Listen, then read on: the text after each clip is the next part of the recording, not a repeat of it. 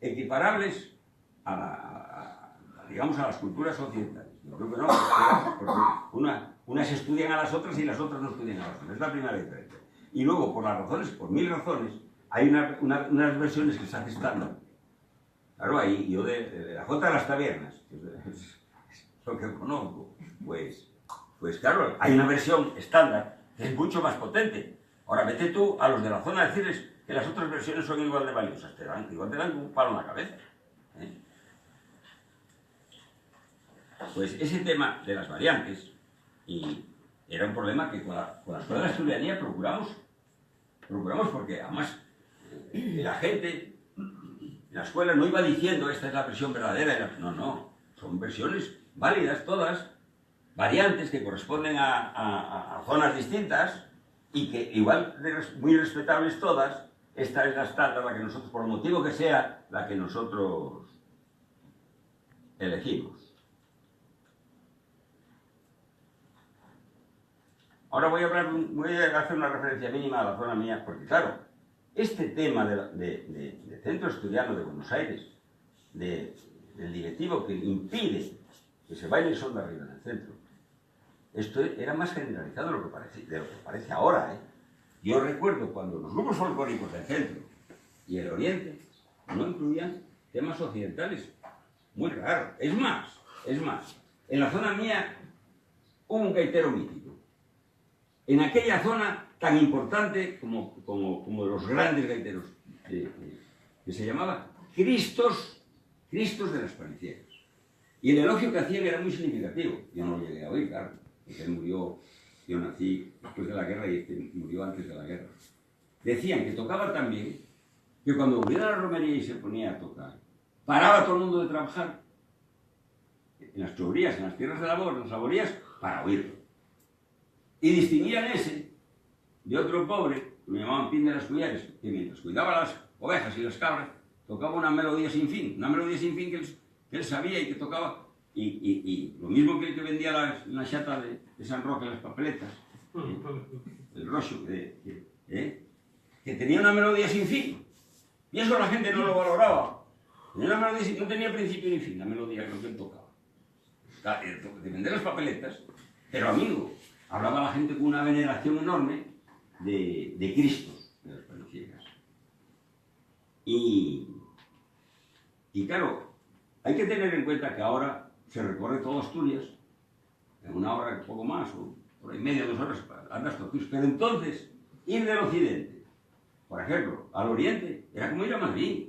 Era una cosa tremenda. Es más, los emigrantes del occidente no conocían Covadonga, la conocieron después, cuando vinieron.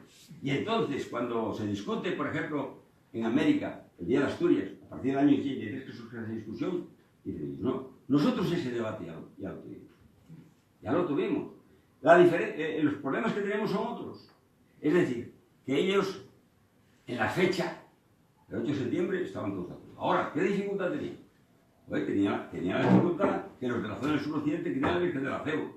La de Covadonga ni la conocían, habían oído, la conocieron cuando volvieron, pero la Virgen del Acebo. Y otros, es decir, que porque había, claro, Asturias estaba muy mal comunicada. Ahora por autovía de este a oeste es fácil. Y los chavales de mi pueblo pequeños estuvieron todos en Covadonga y conocen, y estuvieron en Llanes, es decir, conocen el oriente de Asturias. ¿Qué pasó en el occidente? Pues pasó una cosa muy curiosa, que como hubo una emigración muy fuerte a Cuba y a la Argentina, sobre todo, en el occidente, bueno, hay luego excepciones, ¿no? Por ejemplo, los de Pablo Allende, de Puerto Rico y Santo Domingo, y después a Uruguay, los de la zona de Castropol, que fueron a Uruguay, pero en general esas emigraciones fueron tan fuertes que cuando Argentina tuvo un periodo de prosperidad económica completamente disparatado, porque era cuando vendían las guerras europeas, por ejemplo la guerra del 14, vendían a Europa al precio que querían la carne y el maíz, al precio que querían, y luego tenían unos trabajadores tremendos allí, que eran los emigrantes europeos, los gallegos y asturianos, por ejemplo, también italianos y otros sitios, pero esos emigrantes que iban a los 14 años, enseñados a trabajar, sin vicios, unos trabajadores terribles, feroces con la riqueza natural de Argentina, pues había un bienestar tremendo. ¿Qué ocurrió entonces? Pues ocurrió que todo el que tenía un pariente en Argentina le pedía un acordeón. Que evidentemente en Argentina no se hacían acordeones. Las acordeones que mandaban eran Hohner y luego las marcas italianas. Y en mi pueblo, que éramos 50 vecinos, solo la mitad, que éramos 50 vecinos, había 8 o 10 acordeones. Había casas que había 2 acordeones, lo que no había menos músicos, porque nadie te enseñaba, la gente tocaba de oído un poco, ¿eh? No había quien enseñara solfeo. Ahora sí, ahora la cosa cambió completamente. En parte, no está aquí, pero Vicente Sánchez, las escuelas esas que iba por los pueblos, en vez de predicar el Evangelio, predicaba las escuelas esas municipales de música y se peleaba con los concejales y con el alcalde, porque a lo mejor había un concejal que quería meter un sobrino allí, pero coño, ¿cómo va a ser a dar clase de tu sobrino de solfeo si hay que enseñarlo a él, hombre? Bueno, había unos problemas tremendos, pero fueron creándose muchas escuelas de esas. ¿Qué pasó entonces en Suroccidente? Que el acordeón desplazó a la gaita en gran parte. Desplazó a la gaita. Porque los acordeonistas más importantes que había en Suroccidente, que eran Rosendín, que tocaba el acordeón, y después había algunos que tocaban el bandoneón traídos de Argentina. Pues yo lo vi muchas veces a Rosendín cómo tuvo el acordeón. Tenía un hermano en Buenos Aires, se la pidió y se la mandó una Hohner grande, impresionante. Cuando la abrió quedó sin habla un rato. Fue la vida de él.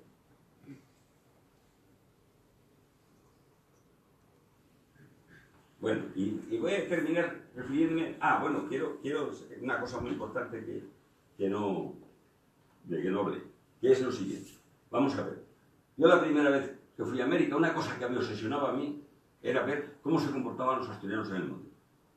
¿Cómo se comportaban? En relación a los españoles, en relación a... Bueno, pues tienen un comportamiento diferente de todos, bastante diferente de todos, que es paradójico. Vamos a ver. Hay un texto que se repite en América, porque, claro, esos textos empiezan a copiar los unos de otros, que era en Chile sobre todo, pero también en Argentina, cuando se refería a un asturiano que le decían 2 veces español por ser asturiano. Pero ahora vamos a la segunda parte. Los asturianos en el mundo, siempre necesitaron un requeixo aparte. Siempre. Solamente hay una excepción en el mundo. Solamente hay un país donde los asturianos no necesitaron una sede independiente de los centros españoles. En todos los sitios.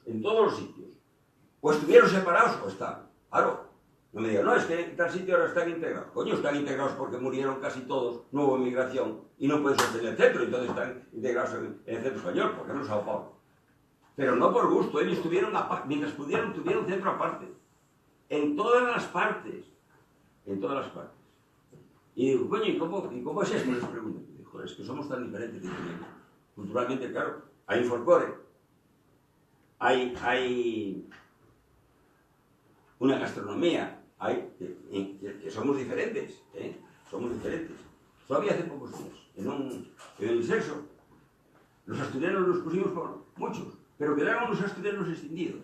Y vino una señora que oye, no nos podéis hacer sitio aquí porque somos tan diferentes. La conversación, porque ahí va la España profunda.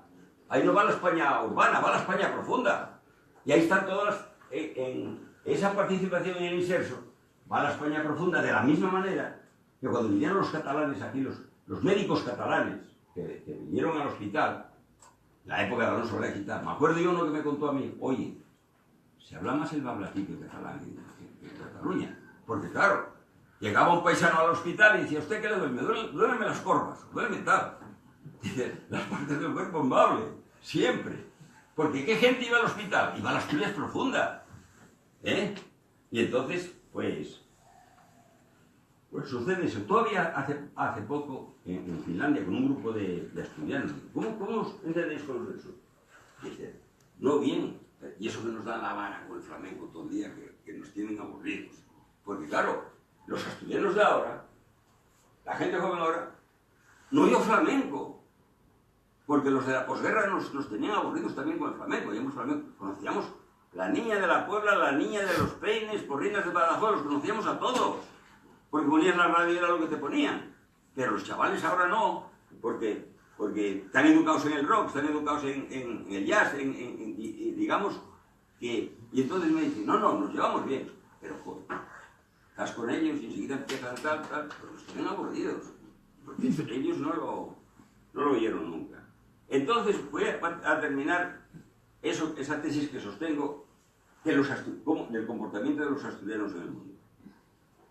Que si bien se reconocen como españoles, eso sin duda, necesitan vivir aparte. Solamente hay un sitio en el mundo donde nunca han necesitado vivir aparte del centro español, que es Chile. ¿Hay alguien aquí de las Peñamilleras? Entonces puedo hablar. Porque voy a decir una cosa que una vez que la dijo uno de los Peñamilleros se levantó para pegar. Vamos a ver. ¿Por qué en Chile los centros asturianos estuvieron siempre en el Estadio Español y jamás manifestaron la menor tendencia a independizarse? Pues ahora voy a decir la bomba, no lo digáis a nadie, que nadie se entere. Vamos a ver. Espera que estás en directo en las redes sociales, entonces voy a pararlo, ¿vale? No, para.